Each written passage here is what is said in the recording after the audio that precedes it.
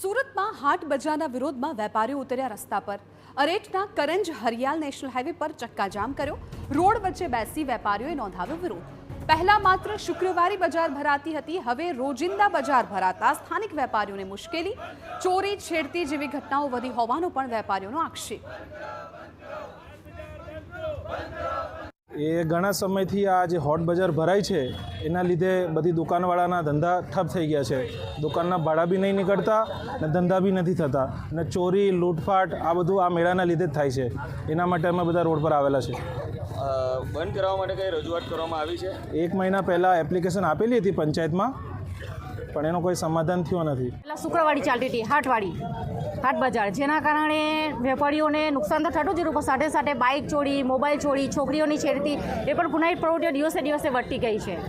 જેના કારણે મેં મામલતદારને જાણ કરી તો મામલતદારે મને જણાવ્યું કે મારી અંદરમાં નહીં આવે। પછી મેં પંચાયતમાં 200 થી 300 માણસ સાથે પંચાયતમાં અરજી આપવા ગઈ તો કે સારું અમને 1 મહિનાનો ટાઈમ આપો। તમને 1 મહિનાનો અમે ટાઈમ આપ્યો, કોઈ એક્શન નહીં લીધું। એટલે આજે અમે ફરી પંચાયતમાં ગયા તો કે સારું અમે નોટિસ કરશું, તમે અમને ટાઈમ આપો। પણ કેટલોક ટાઈમ આપી? વેપારીઓનો આક્ષેપ છે કે એક તરફ તેમને આર્થિક ફટકો પડી રહ્યો છે તો બીજી તરફ હાટ બજાર ચલાવતા વેપારીઓનું કહેવું છે કે છેલ્લા 8 વર્ષથી બજાર ભરાઈ રહ્યું છે અને ગ્રામજનોને પણ કોઈ વાંધો કે મુશ્કેલી નથી, પરંતુ તેઓ વેપારીઓ કરતાં સસ્તું વેચતા હોય અને કેટલાક વેપારીઓને તકલીફ થઈ રહી છે। મારવાડી કેટલા વર્ષથી સસ્તું મળે છે એટલે એ લોકો પબ્લિક આવતી જાય, એમાં અમારો વાંધો નહીં। એટલે જેટલા બી દુકાનવાળા અમારા છે બાજુમાં એ લોકો બી ખુશ છે, કારણ કે એ લોકોને દર શુક્રવારના ધંધો થાય છે।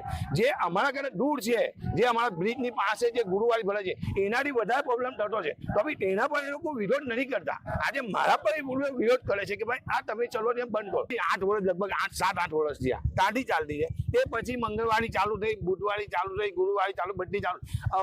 અમારી જુમ્માવારી છે ને સક્સેસફુલ છે, મતલબ કે પબ્લિક આવે છે, વેપારી પણ આવે છે ને ઘણા લોકોને ફાયદો પણ થાય છે, એટલે અમુક વેપારીને તકલીફ પડે છે।